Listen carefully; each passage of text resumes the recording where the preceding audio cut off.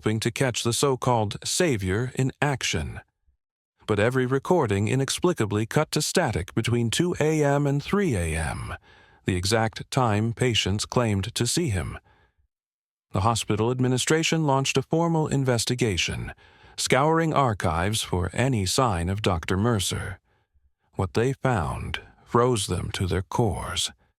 Dr. Harold Mercer had been a celebrated physician in the 1970s, known for pioneering treatments that saved countless lives.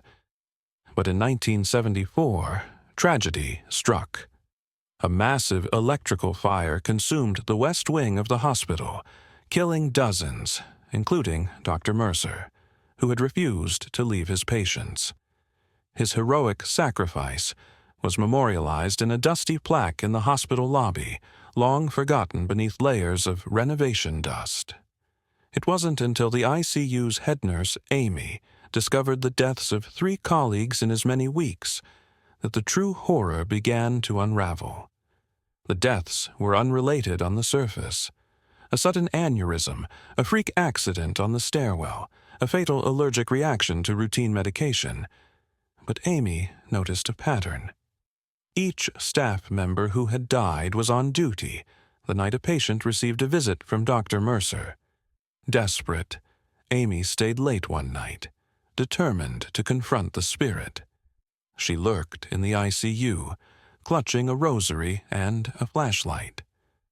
When the clock struck 2 a.m., the lights flickered, plunging the hospital into eerie silence. The sound of deliberate footsteps echoed down the hall. Emerging from the darkness was Dr. Mercer, exactly as described, calm, authoritative, and surrounded by a faint, unnatural glow. "Dr. Mercer." Amy's voice trembled. "Why are you doing this?" He paused, his face a mixture of sorrow and resolve. "They called me a savior once," he said softly, his voice like the rustle of dried leaves. "But saving lives always comes with a cost.